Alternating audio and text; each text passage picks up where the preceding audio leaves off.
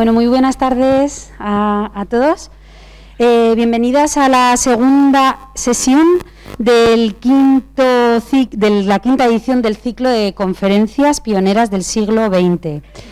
Es un ciclo que organiza el Servicio de Mujer e Igualdad en colaboración con la Asociación Clásicas y Modernas, que es una asociación que tiene entre sus fines la igualdad de género en el campo de la cultura. En esta quinta edición se han programado 4 conferencias. Hicimos ya la primera conferencia contando la historia de la vida de la escritora feminista Alexandra Kollontai con Laura Freixas, y en esta segunda sesión hablaremos de la activista Emilia Pardo Bazán. Y luego la siguiente sesión es sobre la actriz y cantante Josephine Baker y, por último, la artista plástica Hilma af Klint. Para hablarnos sobre Emilia Pardo Bazán tenemos con nosotros a Ángeles Ezama. Ángeles es profesora titular del Departamento de Filología Española en la Universidad de Zaragoza y ha trabajado durante más de 20 años en publicaciones en los temas de mujer, publicando pues desde artículos, colaboraciones, tesis y libros. Entre el último libro que ha publicado del 2018 es Las musas suben a la tribuna, visibilidad y autoridad de las mujeres en el Ateneo de Madrid. Ángeles nos va a presentar a nuestra clásica de hoy durante una hora, y luego, posteriormente a la presentación, haremos un coloquio, debate, lo que queráis hablar, ¿no? Y preguntar, y hablamos entre todos y conversamos sobre Emilia Pardo Bazán. Entonces, tras esta presentación, pues te voy a dar paso, Ángeles, para que nos cuentes un poco más. Muy bien. Muchas gracias por estar aquí. Gracias a ti. Bueno, esto lo dejo por aquí. Sí. Hoy voy a hablar sobre Emilia Pardo Bazán, que tengo que decir que no era una activista, como ha dicho Ana. Activista no lo fue.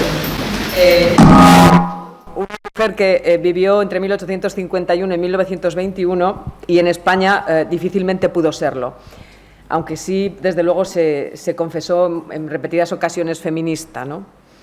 La primera mujer en España en que se consideró de esta manera y que se nombró a sí misma en estos términos. Bien, estoy de estreno porque este es el primer PowerPoint que hago y no sé qué tal será el experimento, entonces pido disculpas si las cosas no van muy bien. Bueno, el 12 de mayo de 1921, comienzo con esto, moría en Madrid Emilia Pardo Bazán. El pasado año 2021 se celebró, por tanto, el centenario de su fallecimiento, con una inflación de eventos conmemorativos, unos de más entidad que otros. El centenario ha permitido frivolizar también con la figura de doña Emilia, presente en todos los medios de comunicación con la más mínima excusa. Si los contemporáneos ironizaron con su aspecto físico en caricaturas y comentarios epistolares, en nuestros días se ha frivolizado con sus relaciones amorosas, particularmente con la que mantuvo con Galdós, y su feminismo se ha convertido en un tópico manido, no siempre manejado con el debido rigor. También se ha puesto de moda su faceta de escritora cultivadora de relatos en los que se aborda la cuestión de la violencia de género, que es un asunto pues, muy de moda y que ha sido abordado ya en diversos trabajos de investigación. Por otra parte, este centenario ha colocado en un lugar central la modernidad de la autora. La exposición de la Biblioteca Nacional de Madrid, organizada por Isabel Bourdiel, es una prueba de ello. Lo polifacético de su obra y sus híbridas ideas políticas alejadas de los reduccionismos al uso. Ha servido también para colocar en su justo lugar su obra por encima de los tópicos, descuidos y omisiones que a menudo han incidido en la valoración de su obra literaria. Bueno, Pardo Bazán, yo voy a hablar sobre pues esta mujer en sus diversas facetas, ¿no? No me voy a centrar en una en particular porque creo que eso sería un enfoque reduccionista que no daría una imagen ajustada de lo que fue esta mujer escritora. Pardo Bazán ha sido una escritora estimada de modo muy injusto entre los contemporáneos. Bien, es unánime el reconocimiento de su talento, pero en ocasiones se descalifica su aspecto físico. A ver, Emilia Pardo Bazán no era una mujer precisamente muy atractiva. Bueno, estas son algunas fotos de Emilia Pardo Bazán con niña, aquí con su madre Amalia de la Rúa, con la que vivió buena parte de su vida. Bueno, aquí la tenemos de joven, ¿no? Aquí sola, y en estas dos imágenes, y aquí pues con el hombre que está a la derecha es su marido José Quiroga, con el que se casó cuando tenía 16 años, ¿vale? Es una foto de estudio, ¿no? Claramente teatral. Y luego aquí tenemos unos retratos de ella ya de mayor, ¿no? Los más interesantes quizás el de Joaquín Bahamonde y el de Joaquín Sorolla. El de Bahamonde, bueno, pues es notable porque este personaje fue un pintor del cual la escritora hizo como de mecenas en alguna medida y que luego fue reflejado en el personaje de Silvio Lago en la novela La Quimera. Bien. Entonces, bueno, como pueden ver, pues era una mujer, en fin, con un cierto atractivo personal, yo creo que más que físico, ¿no? Como digo, su talento nunca se le negó, ¿no? Dice, por ejemplo, José Ixart, un conocido crítico teatral, la naturaleza que se complace en echar por tierra esta y otras preocupaciones más fundadas, prodigó a Emilia Pardo Bazán tan grandes dotes de escritor como no poseen en España sino muy contados literatos del sexo fuerte. En el saber, erudición y abundantísima lectura pocos la igualan. Por la alteza y penetración de su inteligencia podría ser llamada la Style española, si de la autora de Alemania no hubiera dicho Goethe, que era de naturaleza razonadora y antipoética. En esto se diferencia de ella Emilia Pardo Bazán, más que pensadora es artista. Bien, pero luego, como digo, las descalificaciones a su aspecto físico son comunes, sobre todo en los epistolarios, ¿no? Por ejemplo, dice Gumersindo Laverde en una carta a Menéndez Pelayo del año 81. Pareció algo demasiadamente bas bleu, Marisa Vidilla, en francés, aunque mujer de indisputable talento y de mucha ciencia. También me pareció muy inclinada a los krausistas, ateneístas y demás gente dañina y levantisca, por lo cual he llegado a temer que dé el salto y se haga librepensadora al modo de doña Concha Arenal. Además es fea, con lo cual tiene mucho adelantado para ser krausista. No sean parte estas murmuraciones para que tú la dejes de servir con la galantería que acostumbras, porque, fuera de bromas, es buena mujer y muy buena escritora, y te lo agradecerá mucho. Bien, en el fondo de la mayor parte de estas estimaciones yace el prejuicio común a los contemporáneos sobre la mujer escritora, un prejuicio que les lleva a considerarla rara avis, una anomalía de la naturaleza, criticable en todo caso, pero tolerable si se mantiene dentro de los cauces de la escritura femenina, como Carolina Coronado o Rosalía de Castro, pero imperdonable si osa traspasar dichos límites y escribir como varón, con una escritura indiferenciada. La propia escritora reconoce en sí misma una dualidad genérica y es consciente de que al pretender vivir de su pluma está optando por un modo de vida que se considera varonil. Dice, me he propuesto vivir exclusivamente del trabajo literario, sin recibir nada de mis padres, puesto que si me emancipo en cierto modo de la tutela paterna, debo justificar mi emancipación no siendo en nada dependiente. Y este propósito del todo varonil reclama en mí fuerza y tranquilidad. Si pensase en este dualismo mío interior, no cumpliría mis compromisos editoriales, porque dormiría mal, estaría rendida al día siguiente y adiós producción y adiós 15 cuartillas diarias. Lo dicho, esta especie de transposición del estado de mujer al de hombre es cada día más acentuada en mí, y por eso no tengo tanta zozobra moral como en otro caso tendría. De los dos órdenes de virtudes que se exigen al género humano, elijo las del varón y en paz.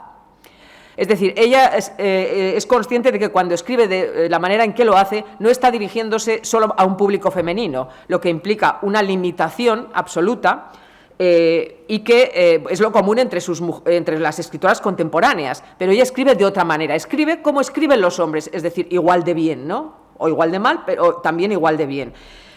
De ahí las frecuentes referencias a su obra como viril. Decía Domingo García Pérez en una carta a Menéndez Pelayo del año 87, me parece es en su sexo el Menéndez Pelayo con enaguas. Y a veces también es estimada como ambigua, porque no saben dónde colocarla. Una mujer de tanto talento no existe entre las contemporáneas, ella es única, ¿no? Dice, el arte no es masculino. Así lo dice Clarín, ¿no? El arte no es masculino. Un poeta puede ser varón o hembra, la mujer que canta, pinta, toca, traslada al papel la belleza que imagina y siente, en nada abdica de su sexo. No es por esto virago ni hombruna, ni nada de esto, ¿no? Tan propio es de la mujer como del hombre el producir lo bello. Pero el caso de Madame Staël y el de nuestra crítica gallega es otro. Estas son mujeres que en el arte y la ciencia producen como hombres algo afeminados a veces. Entonces esta ambigüedad es lo que no les perdonan los contemporáneos, ¿no? Desde luego es una escritora excepcional, una rarísima flor, que es una sabia española en el siglo XIX. Clarín dice, doña Emilia es única.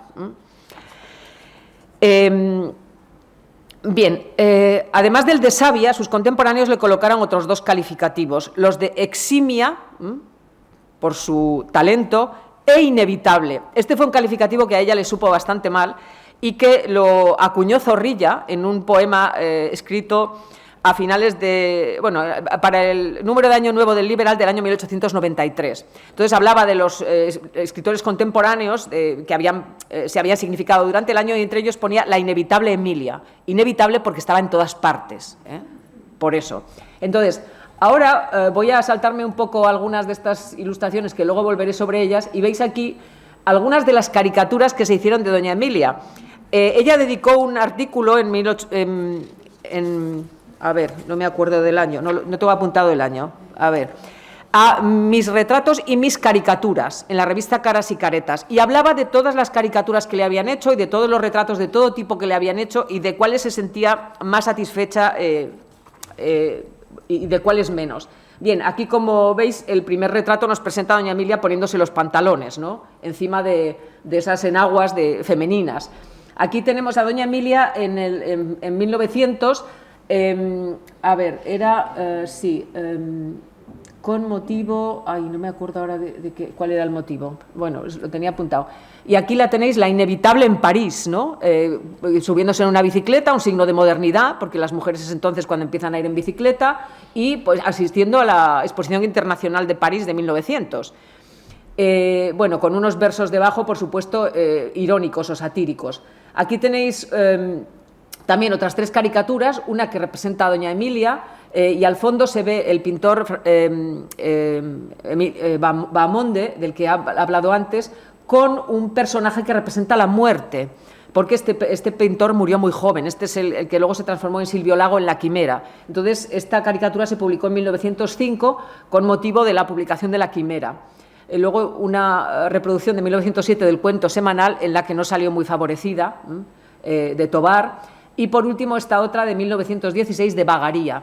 Es decir, que fue caricaturizada a menudo y por los más destacados caricaturistas del momento.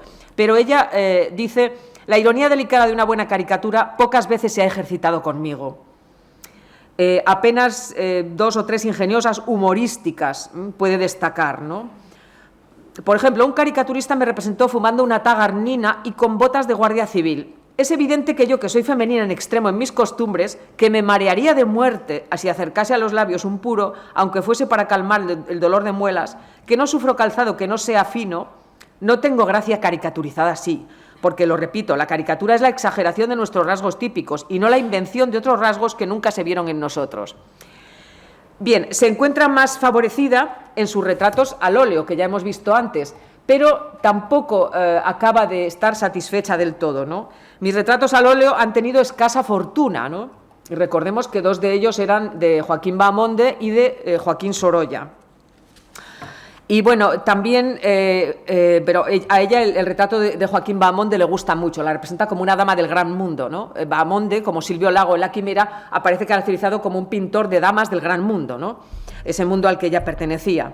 Pero ella ha sido pintada también, y lo dice en este artículo que antes mencionaba, en platos, en cajas de fósforos, en librillos de fumar.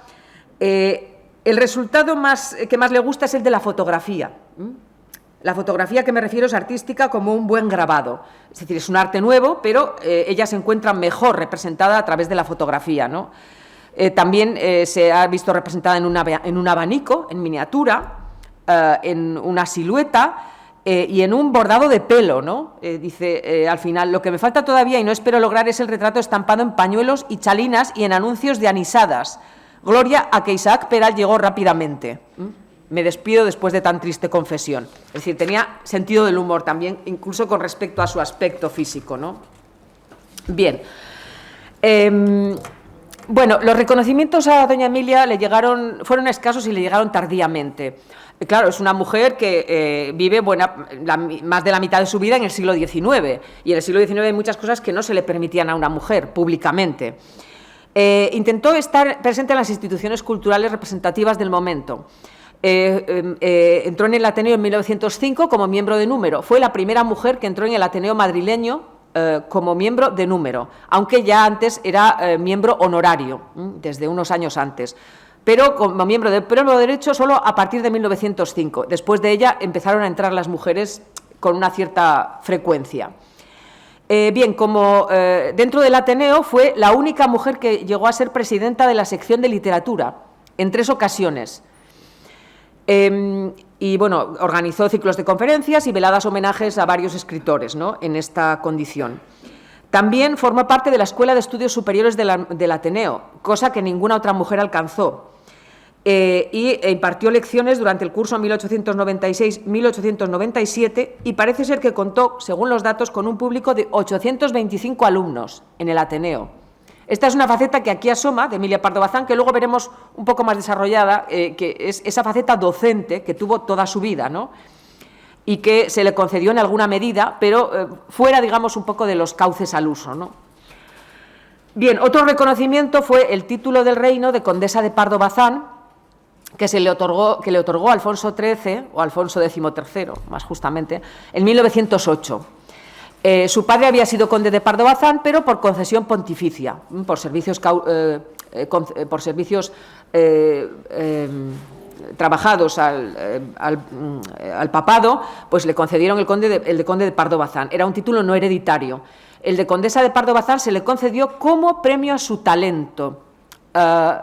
Existían 3 aristocracias en el siglo XIX. Así lo empieza a decir ya Mariano José de Larra en un temprano artículo de los años 30. La aristocracia de la sangre, la aristocracia del dinero y la aristocracia del talento. Y doña Emilia se alineó siempre del lado de la aristocracia del talento, lo que no fue un obstáculo para que sus relaciones fundamentalmente fueran las relaciones del gran mundo, es decir, con damas de la aristocracia y con, bueno, caballeros también de la aristocracia, claro está. Entonces, desde que ella obtiene este título un título de grande de Castilla, ¿no?, que era muy diferente de ese título pontificio, empezó a firmar sus colaboraciones con el título con el nombre de condesa de Pardo Bazán. Antes firmaba Emilia Pardo Bazán. Fue consejera de Instrucción Pública, nombrada en 1910. Miembro de la Sociedad Económica de Amigos del País, de Madrid, donde entró en 1912. Fue la primera mujer catedrática de Literaturas Neolatinas de la Universidad Central en 1916, a propuesta del ministro Julio Burell. Y el Real Decreto por el que se la nombra, pues lo leo un fragmento, ¿no? Leo un fragmento. Por cuanto por Real Decreto de esta fecha Su Majestad el Rey ha tenido a bien nombrar a doña Emilia Pardo Bazán, condesa de Pardo Bazán, catedrático de Literatura Contemporánea de las Lenguas Neolatinas de la Universidad Central con el sueldo anual de 7.500 pesetas. Bien, en esta cátedra que ejerció en la Universidad Central, sin embargo, parece ser, por una noticia que se publica el 13 de mayo de 1921 en la prensa, que no tuvo alumnos. Ella fue a su cátedra diariamente, pero no acudía a ningún alumno, ¿no? Entonces llegaba a las 4 de la tarde a la universidad y preguntaba al bedel: ¿ha venido algún estudiante? Ninguno, señora condesa. Y la condesa se iba, meditando, etcétera, etcétera. Y de repente aparece un día un viejecillo asmático, encorvado, pequeño, de mejillas colgantes. Como quiero, manifestó, evitar a España la humillación de que una cátedra de su universidad primada se cierre por falta de estudiantes, como estoy seguro de que ello constituiría una legítima vergüenza nacional, aquí me tiene usted, yo seré su oyente. Encantado, la condesa aceptó y durante varios meses sus juicios críticos acerca de las modernas literaturas neolatinas cayeron en granizada furiosa sobre la monda cabeza del viejecito, que si bien parecía no enterarse de nada, lo resistía todo con el estoicismo de quien cumple una misión patriótica. Cuando el bedel entreabría la puerta para decir la hora, el ancianito se levantaba, recogía su sombrero, se despedía de su profesora. Ha estado usted hoy admirable, admirable. Siempre decía lo mismo. Luego faltó a clase y supuestamente se murió. Bien, pues no tuvo mucha suerte, digamos, en esa cátedra que desde luego fue adjudicada sin oposición de ninguna especie, sino, fue adjudicada por designación del ministro Julio Burell, que fue un ministro bastante progresista en esto. Bien, y también se le hizo una estatua en vida, es un reconocimiento oficial, la hizo Cuyo Valera, que era un sobrino de don Juan Valera, y la estatua se inauguró en La Coruña en octubre de 1916. Este fue un reconocimiento en vida, público, oficial, un reconocimiento que no consiguió, por ejemplo, Concepción Arenal, en vida. Tardaría, Arenal no vería en vida una estatua suya exhibida en ningún emplazamiento español, pero Emilia Pardo Bazán sí, y esa estatua sigue allí, en el Parque de La Coruña, ¿no? Sin embargo, y pese a estos reconocimientos, no consiguió entrar en la Academia Española. El episodio es ya bien conocido. Lo pretendió con muy buenos apoyos en 2 ocasiones, en 1889 y 1912, pero la polvareda que se levantó fue monumental y doña Emilia escribió un par de cartas periodísticas dirigidas a Gertrudis Gómez de Avellaneda, en las que decía que si Santa Teresa resucitara, le sería prohibido entrar en la Real Academia Española, igual que le estaba siendo a ella prohibido. De hecho, la primera mujer española tardó hasta los años 70 del siglo XX en entrar, ¿no? Bien. Sobre la vida de la autora sabemos por las biografías que se han hecho, pero ella en sus obras, en sus escritos, cuenta poco de sí misma. Y cuando publica Los Pazos de Ulloa en el año 86, pone al frente unos apuntes autobiográficos que son una especie de historia intelectual de la autora hasta ese año 86, en fin, con 35 años, ¿no? En fin, relativamente joven todavía. Pero esos apuntes autobiográficos constituyeron un auténtico desafío para los contemporáneos. La autobiografía es un género en el que las mujeres españolas entraron tardíamente, y el calificativo de autobiografía se encuentra raras veces entre las escritoras españolas hasta bien entrado el siglo XX. En el XIX esto no es frecuente. Entonces, el escrito de doña Emilia lo que ponía era por delante su biografía contada desde el yo, desde la primera persona. Lo que hacía era una exhibición pública del yo. Algo que, según señalaba Noel Wallis en un artículo muy conocido, era una especie de insulto, ¿no? La autobiografía como insulto, se titula el artículo de Wallis. La exhibición de la mujer en primera persona no estaba tolerada, no era bien tolerada en el siglo XIX. Entonces, cuando la recepción de Los Pazos de Ulloa, en vez de fijarse más en la novela, que es una espléndida novela, se fijó más en esos apuntes autobiográficos y se criticó a la autora por su osadía de colocar semejante historia personal al frente de su novela. Entonces, su autobiografía hay que entresacarla pues, de sus cartas, de su diario, de algunos escritos literarios, en fin, es así un poco como se ha construido su biografía, incluso de artículos periodísticos, ¿no? En los que de vez en cuando se van dejando notas personales. De su vida personal en esta autobiografía hay muy poco, ¿no? Dice, así de escueta, me vestí de largo, me casé y estalló la Revolución de septiembre de 1868. Se casó a los 16 años con José Quiroga. En el año 76 nació su hijo Jaime, en el 78 su hija Blanca y su hija Carmen en el 81. ¿Vale? Y es una mujer que, bueno, se afianza, entre otras cosas, como madre, preocupada por la crianza, por la educación de sus hijos, sobre todo en las cartas que escribió al filósofo carosista Francisco Giner de los Ríos. Es evidente su preocupación por la pedagogía y en relación, en particular, con la crianza que está haciendo de su hijo, ¿no? Le dice a Giner, por ejemplo, si usted presumiera los abismos de amor que hay en un hijo, ni la persecución de los más puros ideales, ni el orgullo legítimo de llenar una santa misión, ni el arte ni la ciencia dan cosa parecida. ¿Quién me diera que usted llegase a disfrutar esta dicha? Ella ya tenía a su hijo Jaime, ¿no? Al que dedicó el único poemario que publicó, ¿no? Bien. Pero este matrimonio, con 3 hijos a sus espaldas, fracasa. El matrimonio se separa tras el escándalo suscitado por la publicación periodística de los artículos de La Cuestión Palpitante en un periódico madrileño, en 1883.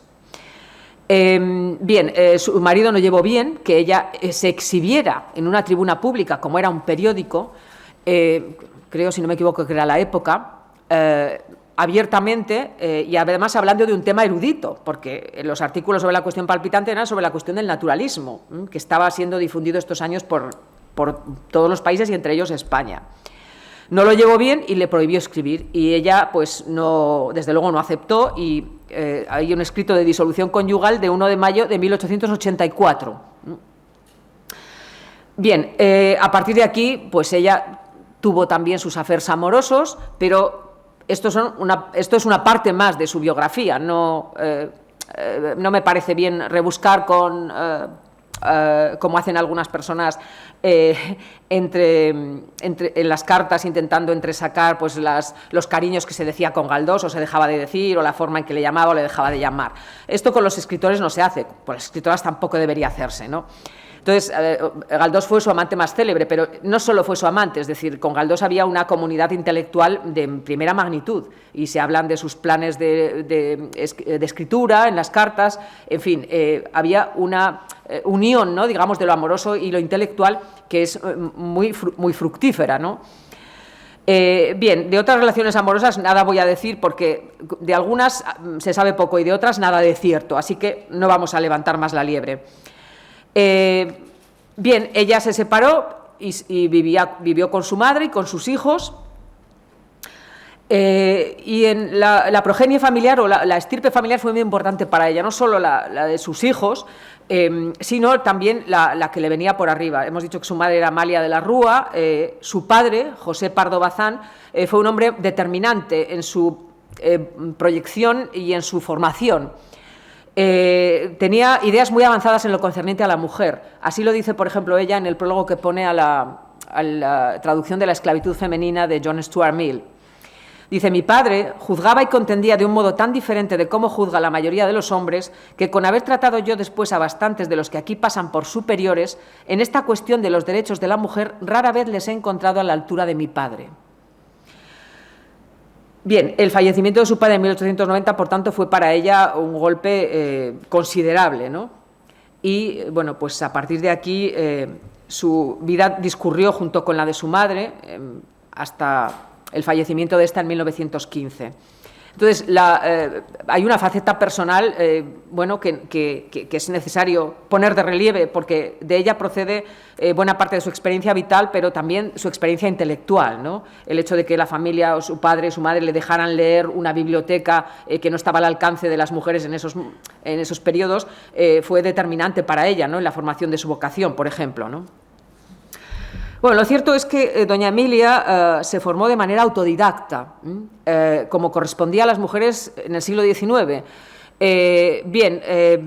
Normalmente las mujeres que conseguían destacar en el ámbito intelectual o eran bien por matrimonio o porque tenían padres o algún pariente cercano que les podía proporcionar algún tipo de recurso para salir adelante, ¿no? Fernán Caballero, por ejemplo, es un caso muy parecido.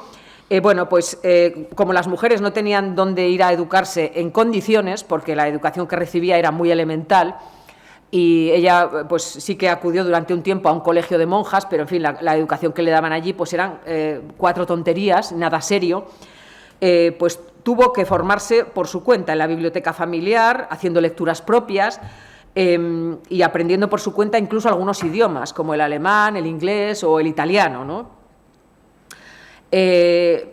Bien, en este aprendizaje se destaca su devoción por la literatura francesa, a muchos de cuyos autores conoció directamente. Sobre todo su relación con los hermanos Goncourt fue muy importante, los conoció directamente, frecuentó el desván de los Goncourt, donde tenía su tertulia, en fin, fue una de las pocas mujeres admitidas allí. Bueno, pues con otros intelectuales franceses y francesas también tuvo una relación directa, ¿no?, con las reporteras de La Fronde, el diario de Marguerite Duras.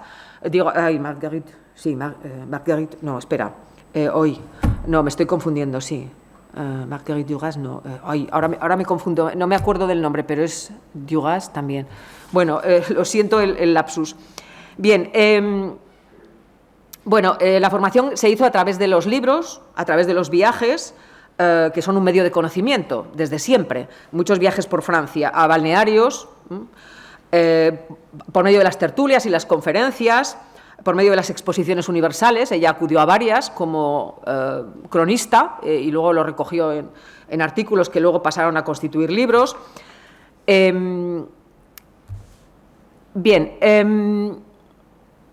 Entonces, su formación fue de esta manera, y dice a veces en sus apuntes autobiográficos que no se hacen ni idea los hombres de lo difícil que es para una mujer formarse adecuadamente, porque todo lo que a ellos se les da hecho, ella tiene que buscárselo y construírselo, ¿no? Y que por eso quizás su educación adolezca de algunos defectos, de algunos fallos, en fin.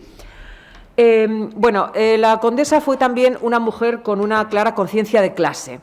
Antes hablábamos del título de condesa de Pardo Bazán. Se identificó siempre con la aristocracia y defendió a la aristocracia de viejo cuño en sus crónicas, una aristocracia a la que hacía responsable de desarrollar una labor en pro de la defensa del arte español, que estaba siendo expoliado al desaparecer muchas de las casas nobiliarias que existían, porque el siglo XIX es un siglo de decadencia de la nobleza, ¿no? Entonces, bueno, les encarga esta misión, ¿no? Luego, también sus relaciones personales estuvieron siempre del lado de la aristocracia y de la intelectualidad, si era posible. Fue muy amiga de la marquesa de la Laguna, frecuentó a la duquesa de Pino Hermoso, a la condesa de Campo Alange, a la marquesa de Esquilache y muchas otras, ¿no? Bien, fue una feminista avant la lettre, podríamos decir, una avanzada del feminismo en España. En una crónica de julio de 1919 decía de sí misma que era una de esas feministas de la primera hora, que ya se resignaba a morir sin haber visto el alba de la liberación femenina. Bien, el punto de partida de su feminismo hay que retrotraerlo al padre Feijó, don Benito Jerónimo Feijó, ensayista del siglo XVIII, que escribió publicó en 1726 un artículo titulado Defensa de las mujeres. Un artículo muy avanzado para su época, y doña Emilia toda su vida homenajeó la obra de Feijó. Escribió para un concurso un estudio crítico sobre las obras del padre Feijó y dirigió una revista titulada Nuevo Teatro Crítico, inspirada en la de Feijó, que la dirigió ella sola durante 2 años. Vale, bueno. No, a ver, ¿dónde? Ya me lo he pasado. A ver, biografías... No. Ajá, vale, no... Aquí, el Nuevo Teatro Crítico, ¿vale? Revista que dirigió entre los años 91 y 93. Es una revista cultural, una revista literaria, ¿vale? Que dirigió a sus expensas, ¿no? Bien, entonces Feijó es el punto de partida de su feminismo. No escribió nunca un libro sobre feminismo, pero sí artículos sueltos en diversas revistas en que glosa noticias sobre el feminismo de otros países. Artículos como el titulado Algo de feminismo, el Congreso Internacional de la Mujer, sobre los derechos de la mujer, la cuestión feminista, feminismo, la mujer española, en fin. Como iniciativa para intentar ilustrar a las mujeres españolas, que ella se daba cuenta de que estaban muy atrasadas en esta cuestión del feminismo, fundó la Biblioteca de la Mujer, que también, bueno, fue editora de esta biblioteca, de la que se publicaron 12 volúmenes.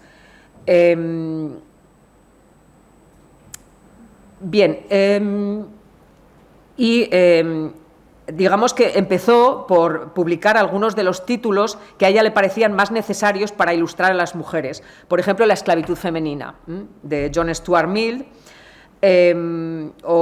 publicó también La mujer ante el socialismo, por Augusto Bebel, pero luego, dándose cuenta de que realmente las mujeres españolas no estaban en la onda, no estaban todavía preparadas para recibir el feminismo, se dedicó a publicar otras cosas, ¿no? Y publicó pues algún artículo, algún texto de tipo religioso, como el Tratado de las Vírgenes de Juan Luis Vives, algún libro suyo, como Mi Romería, que es también un libro de artículos sobre su visita al Papa León XIII, los 2 últimos libros de la colección fueron La cocina española antigua y La cocina española moderna. Dice: al fundar la Biblioteca de la Mujer, confieso que no me preocupó la sección de economía doméstica. Mi deseo era familiarizar a las lectoras españolas con las cuestiones para la mujer tan importantes del alto feminismo, con los libros de Stuart Mill, Auguste Bebel y Novikov. Y, en efecto, di cabida a la esclavitud femenina y a la mujer ante el socialismo. No sé si algún efecto producirían las traducciones españolas de estos libros tan célebres en Europa. Sé que aquí la cuestión feminista no ha empezado ni a delinearse. Aquí no hay sufragista, no tiene de acción, como las tremendas de Inglaterra, pero ni teórica ni platónica. La opinión, pues, hasta nueva orden ha decidido que la mujer no salga de sus faenas caseras. Kinder, Küche, Kirche. A mi ver, entre esto y aquello no hay posición ninguna. Es hasta curioso que en las mujeres intelectuales las facultades domésticas culminan. Bien, entonces dijo, ya que no sirve esto para ilustrar a las mujeres sobre el feminismo, por lo menos que les sirva para alguna otra cuestión. Y publica esos 2 libros de cocina, porque ella además era muy aficionada a la cocina, ¿no? También hay que decirlo. Ella reconoce la labor escritora de contadas mujeres, siempre de talento, sobre todo anteriores, escritoras desde el siglo XV, españolas, extranjeras, sobre todo francesas, pero también algunas contemporáneas, aunque estas son las menos, ¿no? Por ejemplo, su amiga Blanca de los Ríos, ¿no? Y, bueno, también Concepción Arenal, por supuesto. Bien, en esta labor, digamos, solitaria, ¿no?, de intentar dar cauce a un feminismo de la que ella parece ser la única representante en España en ese momento, participó en varias asociaciones femeninas, ¿no? Por ejemplo, en la Junta de Damas que seleccionó los trabajos para la Exposición Universal de Chicago, del año 93, la Casa de Salud La Gallega, una obra benéfica, presidida por la marquesa de Ayerbe, la Junta de Señoras de la Unión Iberoamericana, la Institución para la Enseñanza de la Mujer de Valencia, o presidió también una junta y un taller central de encajes subvencionado por el Gobierno y fundado por la condesa de San Rafael. Es decir, que en cierta medida desarrolló un activismo poco relativo, en fin, dentro de lo que daba de sí, digamos, el panorama en aquellos momentos, y teniendo en cuenta que su obra era una obra un tanto aislada, ¿no? Una obra que venía ya desde finales del siglo XIX, que no se inicia ni en el año 10, ni en el 15, ni en el 20, sino mucho antes. Bien, pues sobre esta cuestión del feminismo se ha escrito mucho y se seguirá escribiendo mucho, porque digamos que es una cuestión de moda. Y bien, hay que reconocerlo en su justo punto. Yo siempre digo que, desde luego, si hay una escritora a la que en España en el siglo XIX se puede llamar feminista, es Emilia Pardo Bazán, y únicamente Emilia Pardo Bazán, porque ella misma se confesó feminista y porque se interesó por el feminismo, se interesó por lo que las mujeres estaban haciendo en otros países. A las demás, llamarlas feministas me parece ampliar demasiado el término. Pues luchaban por la emancipación de la mujer, por los derechos de la mujer, etcétera. Pero no se puede aplicar sin forzarlo mucho el término a Rosalía de Castro, a Gertrudis Gómez de Avellaneda y a otras escritoras del periodo, ¿no? Esto es lo que yo opino y por ello he tenido alguna que otra discusión seria con alguna colega, ¿no? Bien. Fue doña Emilia también una mujer con una importante vocación pedagógica. De ahí que resulte curiosa una vocación pedagógica que se explicita, por ejemplo, en las cartas a Francisco Giner de los Ríos, en alguna de sus conferencias y sobre todo en su participación en el Congreso Pedagógico de 1892. Allí hizo una ponencia sobre la educación del hombre y la de la mujer, que fue una ponencia muy avanzada en relación con la educación femenina, en la que proponía que la educación de la mujer debe ser para esta un fin y no un medio para otras cosas. Es decir, la mujer debe tener una educación que la favorezca a sí misma, con independencia de que luego la pueda hacer mejor esposa o mejor madre. Este es un planteamiento absolutamente nuevo en la educación femenina en España, y es Emilia Pardo Bazán, y en este congreso del año 92, al que asistieron muchas mujeres, sobre todo maestras, es un valor que hay que reconocerle a Emilia Pardo Bazán, ¿no? Bien, aquí tenéis una caricatura, como veis, la eximia doña Emilia, catedrática por concurso de Burell y por oposición del claustro de la Facultad de Filosofía y Letras. La ironía es suma, ¿no? Y ahí, bueno, se la representa no muy favorecida, pero en fin. Y aquí la tenemos asistiendo a unos exámenes en la Universidad de Madrid en 1920, Como veis, ella tan coqueta siempre y con su abanico en la mano, que es uno de los adminículos que con más frecuencia llevaba. Ella era coleccionista de abanicos, tuvo una importante colección de abanicos. En el congreso celebrado en Coruña en septiembre del año pasado, una profesora hizo una ponencia sobre este asunto. Lo que pasa es que es muy difícil acceder a esta colección porque se dispersó. Entonces, bueno, no podemos conocer cuál era la colección en sí, pero ella dio por lo menos 2 conferencias sobre el abanico y escribió algunos artículos sobre los abanicos. Era una gran aficionada. Para hacerse una idea de lo que podía ser esta colección de abanico, habría que revisar, por ejemplo, la colección del Museo Lázaro Galdiano, que fue muy amigo de doña Emilia, y cuya mujer tenía una impresionante colección de abanicos, ¿no? Porque le solía regalar asiduamente. Es un museo que no todo el mundo conoce, pero es el museo de un coleccionista. El coleccionismo fue una de las pasiones más habituales en el siglo XIX. Bien, pues ahí la tenemos, toda coqueta ella, asistiendo a unos exámenes en la Universidad de Madrid, como docente, que era de la Universidad de Madrid, claro.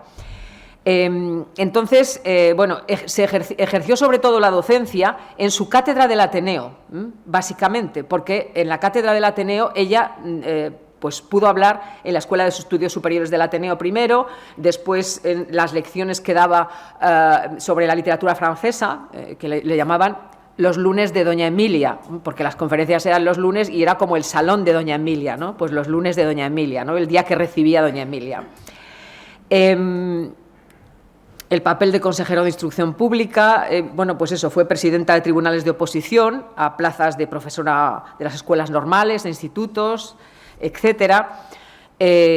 Fue catedrático de literaturas neolatinas, etcétera. Es decir, esta vocación docente la ejerció, pero no solamente en la universidad, no solo en los centros públicos, donde le resultó muy difícil poder llegar a hacer algo positivo, sino en otros espacios alternativos. Y la faceta de conferenciante, que también es una faceta muy interesante, en la que destacan mucho las mujeres de comienzos del siglo XX, entre otras, Emilia Pardo Bazán, por ejemplo, y su amiga Blanca de los Ríos, fueron las 2 conferenciantes más importantes del Ateneo. La conferencia es una forma de adoctrinar, de aleccionar, pero que se convirtió a principios del siglo también en una especie de moda. La gente iba a ver las conferencias como el que iba al teatro o iba a ver cualquier otra clase de espectáculo. Y allí, pues, a las mujeres que exponían en la tribuna, pues se las miraba de arriba abajo y de abajo arriba. Cuando exponían los hombres, el comentario iba siempre al discurso del caballero. Cuando exponían las mujeres, se decía primero cómo iba vestida, si llevaba un sombrero tal, si iba ataviada con tal vestido, tal chaquetilla, si llevaba un abanico, si llevaba, en fin, eso era lo primero que miraban, ¿no? Hay una diferencia notoria, ¿no?, a la hora de reseñar una conferencia de hombre o de una mujer en la prensa. Bien, entonces la vocación pedagógica es muy importante en Pardo Bazán y para esto hay que, bueno, es muy interesante conocer la entrevista que le hizo Carmen de Burgos, Colombín, a Pardo Bazán en el periódico, en el Liberal, el 19 de febrero de 1911. Se acababa de publicar Dulce Dueño, la última novela de Pardo Bazán, y la maestra Carmen de Burgos, que lo fue durante muchos años, iba a visitar a la condesa de Pardo Bazán, a la que le llama maestra, a la que ella le llama maestra, por su excelsitud intelectual, sin duda alguna, ¿no? 2 grandes mujeres frente a frente, ¿no? Son mujeres de generaciones diferentes, pero Carmen de Burgos y Pardo Bazán se parecían muchísimo en muchos aspectos de su vida, ¿no? Entonces la presenta como una mujer superior de talento positivo que supo en época hostil a la educación femenina demostrar su valor y su esfuerzo. Polígrafa ilustre, honra de nuestro sexo. Necesitaría un libro voluminoso hecho por persona que pudiese penetrar bien en su alma. Aquí acude Carmen de Burgos como periodista, pero sin duda no puede obviar esa faceta de profesora, y al final de su entrevista le dice: descubre un aspecto nuevo en la condesa, el de profesora. Bien, y le pregunta sobre la enseñanza, y hablan sobre los males de la enseñanza española. Bien, es coloca, en fin, a 2 pesos pesados de la intelectualidad femenina de esas fechas frente a frente. Digamos, pues la escritora que declina y la escritora que amanece, ¿no? Bien, Doña Emilia fue una escritora católica, pero como señala Isabel Bourdiel en su reciente biografía, que se merece desde luego una lectura, no fue beata ni supersticiosa.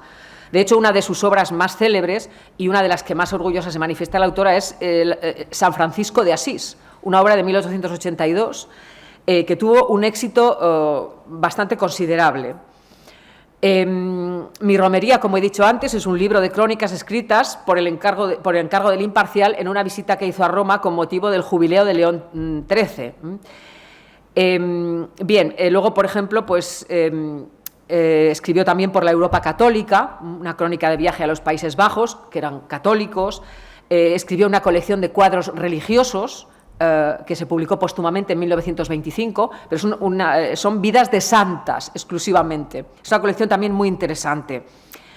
Su amiga, que también era católica, Blanca de los Ríos, la define así: espíritu cristiano y romántico siempre, como toda artista y toda belleza de aquel del Calvario, que excursionó a todos los campos y quiso nutrirse y empaparse en realidades y aún en naturalismo, pero que formado bajo las alas de la fe y del romanticismo, a la fe, al romanticismo y al ensueño tornó y se asió y se fundió cada vez más.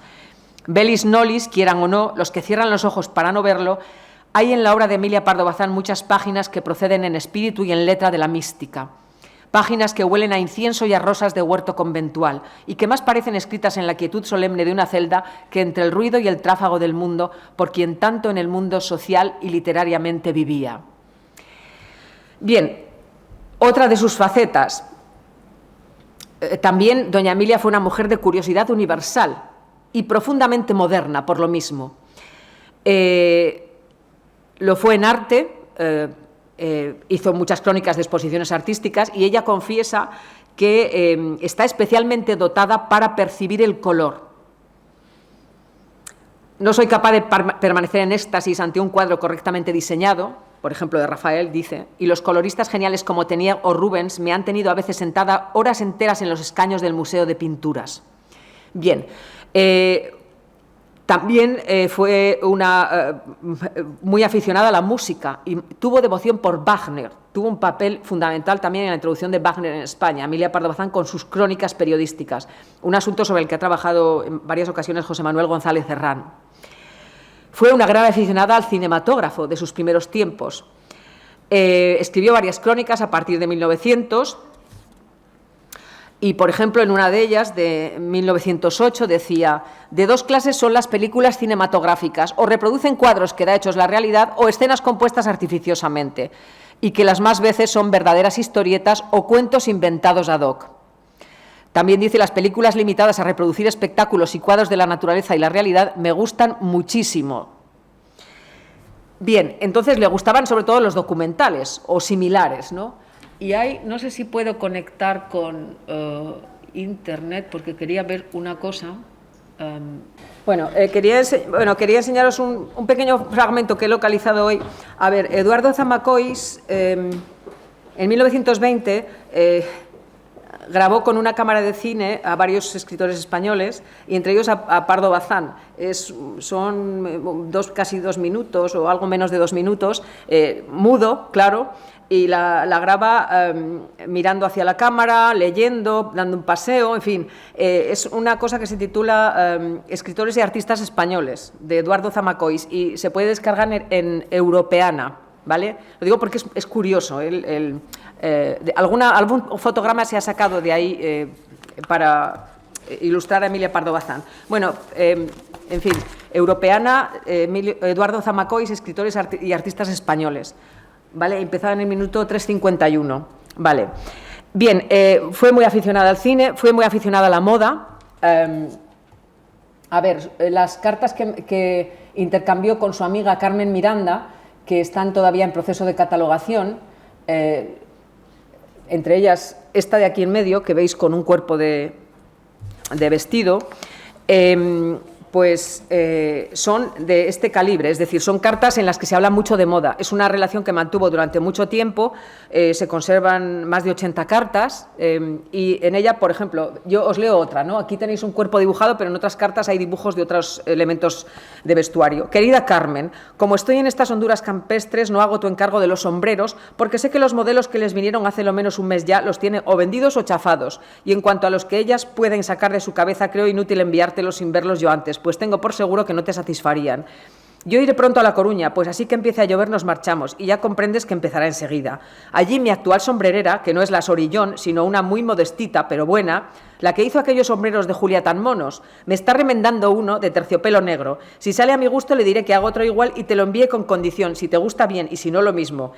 Pero esto no será hasta mi ida, que calculo tardará unos 8 o 10 días. De la tela morada me enviaste una vara, de la blanca nada. Además me enviaste terciopelo de Utrecht, colorado, para unos bancos de casa. Si no recuerdas qué varas fueron, haré que mamá se entere, pues yo tampoco lo sé. En lo sucesivo apuntaré lo que encargue, ya que Jacobo no lo hace, y yo que le tenía por tan gran apuntador, etcétera, ¿no? Entonces, en estas menudencias, igual que en las menudencias de la cocina, entra doña Emilia también con mucha frecuencia. El mundo de la moda le gustaba mucho, y en los libros de crónicas sobre las exposiciones universales dedica varios artículos a las cuestiones de moda. Y ella era muy atildada siempre en su atuendo personal, ¿no?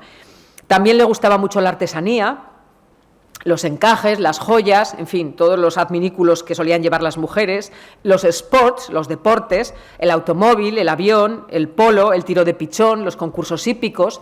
Incluso dice que antes de tener a su hijo, ella también hacía hípica, o sea, montaba a caballo, ¿no? El coleccionismo, hemos hablado de la colección de abanicos, las nuevas máquinas también, pero no se limita a dar cuenta de dicha modernidad. Ella da cuenta de esos elementos del mundo moderno, sino que reflexiona sobre la sociedad, sus usos y costumbres y sus cambios. Su actitud recuerda un poco a la del escritor costumbrista, que refleja un mundo en proceso de cambio. Y es que, aunque acusa las novedades y gusta de ellas, se lamenta de los cambios sociales, oscilando en todo momento entre la añoranza por el pasado y la apuesta por lo porvenir. Es decir, una mujer entre dos tiempos, ¿no? El pasado, que añora, y el futuro, que se le impone, ¿no? Ella misma confiesa en una de sus revistas: y observo que me he ido, si no precisamente por los cerros de Úbeda, al menos por las colinas de Jerusalén. Es que más tiempo vivo en la vida retrospectiva que en la contemporánea. Bien, fue una mujer también muy entregada a la vida social. El hecho de que escribiera mucho y bien no quiere decir que no tuviera vida social.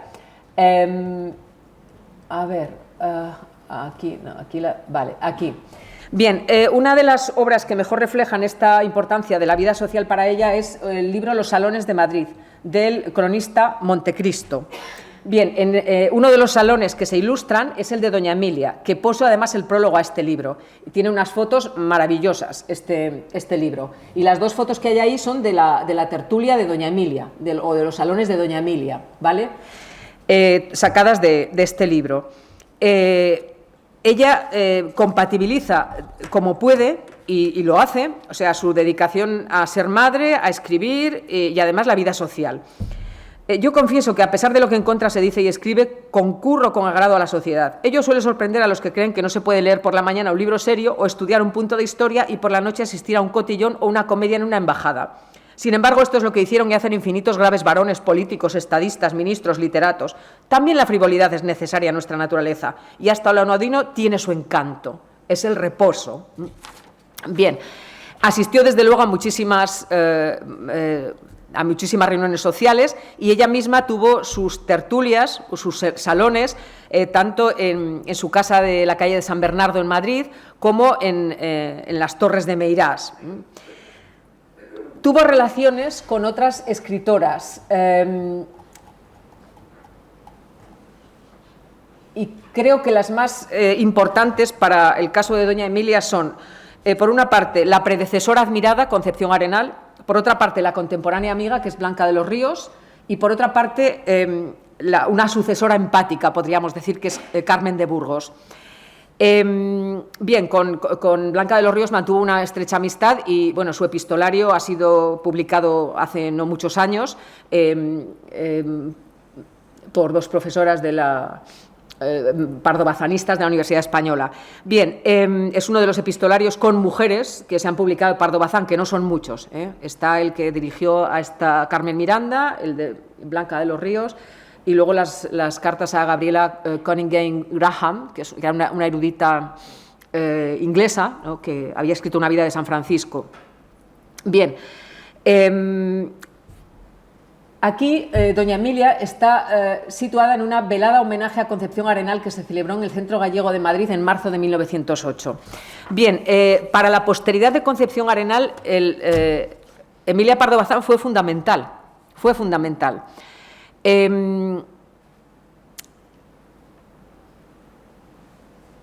Bien, Emilia Pardo Bazán, cuando tuvo lugar el Congreso Pedagógico del año 92, como Concepción Arenal iba a presentar una ponencia y no podía asistir porque estaba enferma, fue ella la que leyó la ponencia de Concepción Arenal. Dice en sus conclusiones: lamentemos, señores de todas veras, que no se encuentre aquí entre nosotros la ilustre doña Concepción Arenal, a quien podemos llamar nuestra decana y a quien manifestaríamos con nuestro respeto y con nuestro entusiasta aplauso cuánto estimamos su saber, cuánto veneramos su carácter, cuánto admiramos sus dotes singularísimas de pensadora, de publicista, de maestra en ciencias morales y políticas. Bien, le dedicó nada menos que 3 artículos Bien, en 1907, uno, otro en 1908, que fue este de la velada Concepción Arenal en Madrid, y luego otro en un artículo en el que da la réplica a un informe de Concepción Arenal sobre la mujer española. Entonces, después de Concepción Arenal, los escritos, yo creo que los escritos de Concepción Arenal encontraron en Pardo Bazán uno de sus escasos y comprensivos lectores. La escritora coruñesa supo hacer suyas, pero también discutir las ideas de la ferrolana en algunos de sus discursos y artículos periodísticos. Todo el seguimiento posterior de Concepción Arenal creo que tiene un punto de inflexión en Pardo Bazán, que fue quien primero destacó la importancia para el feminismo de los 2 libros de Concepción Arenal sobre la mujer del porvenir y la mujer de su casa, ¿vale? Pardo Bazán fue una escritora polifacética, no voy a insistir en ello porque es de sobra conocido. Y sí quiero insistir para terminar, aquí tenéis, por ejemplo, reflejados, aquí hay 2 libros de la Biblioteca de la Mujer, la mujer española la mujer ante el socialismo y la cocina española moderna, ¿vale? El nuevo teatro crítico, aquí tenemos novelas, Pascual López, Los Pazos de Ulloa, Insolación, Memorias de un solterón. Aquí tenemos ensayos literarios y la historia de la literatura, que es la literatura francesa moderna, libros de viajes, que están compuestos de crónicas periodísticas, por la España pintoresca, por la Europa católica, colecciones de cuentos. Es la cuentista más prolífica de nuestra historia literaria, con más de 640 cuentos en su haber, ¿vale? La dama joven, cuentos de amor, cuentos trágicos, también hagiografía, la vida de San Francisco, biografías, hombres y mujeres de antaño, o el padre Luis Coloma, por ejemplo. Escribió teatro también, La suerte, diálogo dramático, o El vestido de boda, monólogo, y un libro de poesía dedicado a Jaime, que se titula con el nombre de su hijo. Aquí tenéis algunas de sus cartas. Esta es una carta a Galdós, la carta con no sé cómo se dice ahora, de luto. Esta es la carta a Carmen Miranda, y aquí tenemos una carta a Rubén Darío, ¿vale?, para que veáis un poco la letra de doña Emilia. Y aquí tenemos unas galeradas. Las galeradas son las pruebas de imprenta corregidas por la autora. Esto está escrito a mano, es un formato poco habitual porque es un formato así vertical, es de un cuento, el cuento desheredado, y escrito a máquina y con las correcciones encima. Es decir, esto va a la imprenta y después, cuando le devuelven las pruebas de imprenta a la autora, ella corrige sobre las pruebas de imprenta. Escribía primero a mano, pero luego se hizo con la máquina, y en muchas de las reproducciones de imágenes suyas se la ve escribiendo a máquina. Bien, y aquí tenemos los Pazos de Meirás. Los Pazos de Meirás no, las Torres de Meirás. En principio esto era una granja.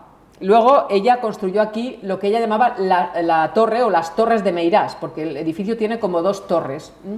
En esta derecha hay un balcón, que es el balcón de las musas, y aquí tenía ella su despacho. Bien, aquí la vemos, por ejemplo, en medio de las dos torres está la capilla, que es pues de estilo neorrománico, creo que es. Aquí está ella en una foto en medio de las arquivoltas de entrada, ¿no? Y bueno, aquí se ve mejor la capilla, aquí el balcón de las musas y aquí parte de la biblioteca del Pazo de Meirás, que está siendo ahora pues objeto de discusión por toda la cuestión del franquismo y demás, ¿no? Bueno, no me arriesgo a decir cuántos volúmenes hay aquí porque hoy he hablado con una persona que conoce bien ese fondo porque está en su catalogación y me ha dicho que esta noticia que han dado los medios de 3.000 o 3.200 volúmenes en el Pazo de Meirás que probablemente no sea adecuada, o sea, no sea cierta, porque es una cosa que se está todavía en proceso. Pero una parte de la biblioteca de Doña Emilia está obviamente en lo que luego Franco llamó el Pazo de Meirás, que ella llamaba la Granja o las Torres de Meirás, ¿vale? Que era la casa que ella construyó para sí y, bueno, como un poco el refugio del escritor, ¿no? Algo que era bastante común entre los escritores del 19. Y esta es una sala de la casa de la calle Tabernas en Coruña, que era su vivienda en la ciudad, donde hoy está la Casa Museo de Pardo Bazán. Aquí hay un retrato que representa a Amalia de la Rúa, la madre de Pardo Bazán, y me parece que esta de aquí es Pardo Bazán. Bien, aquí se conservan, según la página, cerca de 8.000 volúmenes, que eran propiedad de la escritora y el archivo de la escritora. Bien, lo que quería decir simplemente para cerrar esto es que la escritora intervino en el diseño de las Torres de Meirás de manera directa. Jesús Ángel Sánchez García habla en un artículo que he consultado para este efecto de los escribanos arquitectos, escritores arquitectos, ¿no? A escritores que se implican en el diseño de sus moradas, algo que fue bastante habitual en el 19, en Byron, en Chateaubriand, en Walter Scott, en Lamartine, etc., ¿no? Y Emilia Pardo Bazán lo hizo en las Torres de Meirás, que se inauguraron o se empezaron a construir en julio de 1894. Parece ser que el plano interior lo hizo su madre y lo exterior lo diseñó Pardo Bazán. El plano de la capilla es obra de Balsa de la Vega, un amigo de la familia, y es un viejo pazo que se transformó en una casa de tono medievalizante, ¿no? Ella dibujó todos los detalles decorativos por su mano, Emilia Pardo Bazán. Fue una obra lenta, la capilla se bendijo en septiembre de 1904 y el salón de fiestas o salón de honor se inauguró para la boda de su hija Blanca en octubre de 1910. Bien, entonces lo que interesa señalar es sobre todo que su carácter polifacético llega hasta este extremo. Yo de esta faceta no tenía noticia hasta que fui al Congreso de Coruña del 2021, en septiembre, donde hubo un profesor que habló precisamente sobre lo que intervino ella en el diseño de este refugio personal para ella y para su familia, ¿no? Bien, y me parece además alucinante, o sea, con respecto a los muchos talentos que esta mujer poseía, ¿no? Entonces, bueno, realmente es una mujer polifacética y moderna, como he dicho, ¿no? Aunque conoce el pasado y le gusta el pasado, hay cosas que le gustan del pasado, sobre todo eso de mantener el patrimonio artístico, bueno, aquí esto no lo hemos comentado, es un retrato de Bamonde con doña Emilia leyendo en el Ateneo. Quiero decir, y este también es un retrato de autor desconocido, también leyendo, no sé si en el Ateneo o no, pero vamos, la posición de lectura es evidente. Y aquí la tenéis con su máquina de escribir, que si se mira bien parece una olla a presión casi, ¿no? Porque tiene un cacharro ahí redondo encima, pero no, es la máquina de escribir. En fin, que esta es una mujer que da mucho de sí y desde luego pues un ejemplo para su tiempo, para las mujeres de su tiempo y que, bueno, un ejemplo que tardaría mucho en cuajar, ¿no?, entre las escritoras españolas, porque la única que le sigue un poco en este camino del feminismo en su momento pues es la zaragozana Concepción Jimeno de Flaquer, pero con un feminismo, yo creo, bastante diferente, ¿no? Un feminismo católico, moderado, templado, en fin, que es como ella lo define y tal, ¿no? En fin, que me pareció una mujer de rompe y rasga, que realmente hizo de su vida un poco lo que quiso, ¿no? Pero es un ejemplo fundamental, o sea, ya digo, entre Concepción Arenal y lo que luego la posteridad ha estudiado sobre Concepción Arenal, está Emilia Pardo Bazán sin duda alguna. en fin, no necesito encarecer más las muchas cosas que hizo y algunas seguramente se dejaría por hacer, ¿no? Y seguro que hay cosas que aquí no he comentado que también hizo, pero bueno, lo dejo ya porque ya me he extendido demasiado. Siento mucho haberme enrollado tanto, pero como es una escritora que me gusta mucho, pues la verdad no resulta difícil. Así que ya termino. Gracias.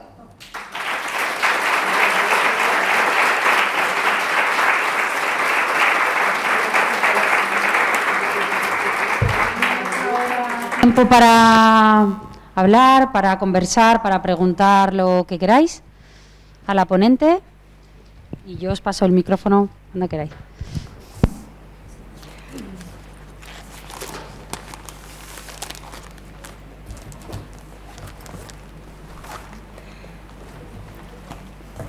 A ver, ¿nadie se anima a comentar algo?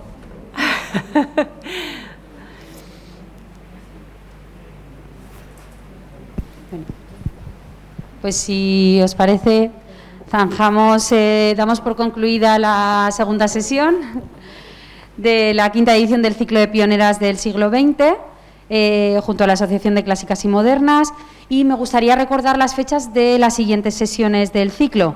El martes 29 de marzo hablaremos de Josephine Baker con Belén Pérez de Castillo, que viene de Madrid, y el martes 12 de abril hablaremos de Hilma af Klint por Nekane Aramburu, que viene desde San Sebastián. Así que nada, muchísimas gracias por venir y gracias, Ángeles. Muchas gracias.